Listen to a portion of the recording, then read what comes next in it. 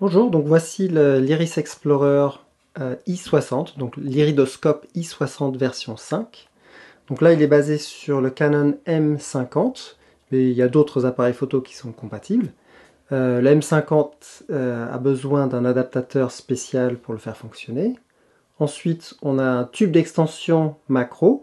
Donc, quelquefois il y en a un, quelquefois il y en a deux, mais c'est la distance, la longueur qui compte. Donc ça vient en différentes longueurs en fait. Là, c'est le 60 mm de Canon, donc un objectif macro. Il y a un autre objectif, le 90 mm de Tamron, qui est compatible aussi. Ensuite, il y a le tube, l'adaptateur. Donc en fait, c'est pour chaque type, chaque appareil photo a une distance spécifique qu'il faut respecter. Et donc ça te donne la bonne longueur et aussi le diamètre donc, pour l'adapter correctement et au bon endroit pour le système d'éclairage. Ensuite, sur le devant, donc, on a l'Iris Explorer, donc le système d'éclairage. Donc là, il y a deux LED à l'intérieur qui peuvent s'allumer indépendamment donc pour faire un éclairage latéral si nécessaire. Allez, on conseille de faire un éclairage latéral quand vous prenez des photos, de toute façon. Après ça, donc il y a un câble qui vient ici s'attacher sur ça s'appelle le hot shoe en anglais, je ne sais pas en français. C'est là où on attache le flash d'habitude. Et donc ça donne l'information. Donc quand l'appareil est prêt à prendre la photo, ça donne l'info au système d'éclairage pour flasher à 100% pile au moment où la photo est prise. Donc là, pour le moment, il est à 20%, ou même moins que 20%. Donc c'est très confortable. Donc au moment où on le met sur le visage, les réglages se font. On voit l'aile de lumière, mais c'est pas très fort, ça n'éblouit pas. Et au moment où on prend la photo, bah là, ça flash à 100% pendant une fraction de seconde pour que la photo soit parfaitement éclairée. Donc le système, là c'est la version 5 sur laquelle on travaille, ça fait des années qu'on le perfectionne. La particularité de notre système, c'est d'avoir un système qui respecte parfaitement les couleurs de l'iris. Donc vraiment, la moindre modification de la lumière a une influence, ou peut avoir une influence, sur les couleurs. Donc un jaune foncé peut ressembler à un orange foncé, ou un orange foncé peut ressembler à un marron, ou inversement. Si l'éclairage ne respecte pas les couleurs. Il faut vraiment que ce soit un blanc parfait qui ne modifie pas les couleurs. C'est très subtil, mais c'est très important.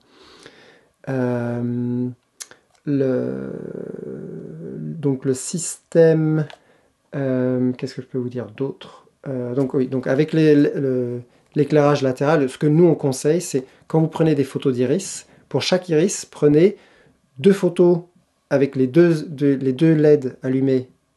Ensuite, vous éteignez une des LED, vous avez un éclairage latéral d'un côté, et ensuite vous mettez de l'autre côté. Et vous prenez à chaque fois deux photos, donc 6 photos par iris. Comme ça, vous avez de l'abondance de photos, on va dire, et ça vous permet de voir certains détails. Donc l'éclairage latéral fait ressortir un tout petit peu plus le relief, et chaque iris est légèrement différent. Donc c'est fait pour des iris de toutes les couleurs, donc bleu, mixte, hématogène. Même les iris très sombres, on arrive à sortir des photos avec beaucoup de détails. La difficulté quelquefois, c'est avec certains iris, donc tous les iris ont une substance, une couche au-dessus de l'iris qui est plus ou moins translucide. Ça dépend de chaque personne. Mais chez certaines personnes, un peu plus souvent avec les mixtes et les hématogènes, mais il n'y a pas de règle exactement, c'est que cette substance ou cette surface qui est sur le devant est un peu moins translucide, et donc ça fait un peu un effet de flou, un peu comme un brouillard qui est mélangé avec les informations de l'iris. Donc comme la photo c'est toujours en 2 dimensions, mais l'iris lui est en 3 dimensions, la photo va toujours écraser tout ça en 2 dimensions.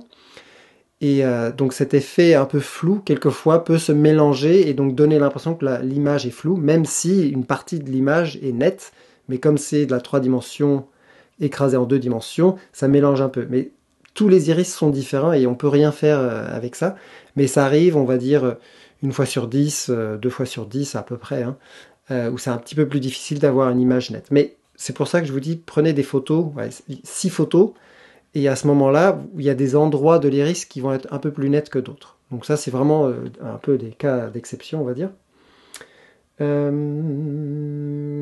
Donc le système d'éclairage, donc ce système-là, donc nous on conseille donc le 60 mm de Canon ou le 90 mm de Tamron. Et lui, le Tamron, par contre, il est compatible, donc il faut bien acheter le bon modèle. Il y en a pour des appareils photo Canon, mais aussi on peut l'utiliser sur un Nikon ou un Sony. Donc si vous avez déjà l'appareil photo, vérifiez si c'est compatible. Mais il y a souvent des adaptateurs nécessaires qui existent pour l'adapter si c'est pas tout à fait compatible d'origine. Si vous avez des questions, n'hésitez pas à m'envoyer les informations par rapport à l'appareil que vous avez. Et puis après, une fois que vous avez pris la photo, vous transférez comme n'importe quel appareil photo numérique sur un ordinateur pour voir la photo en grand. Mais vous pouvez aussi prendre des photos et les regarder directement et faire une analyse sur l'écran de l'appareil photo. Les détails sont vraiment très bons. On peut zoomer, etc. Donc, ouais. Si vous avez des questions, n'hésitez pas à me contacter.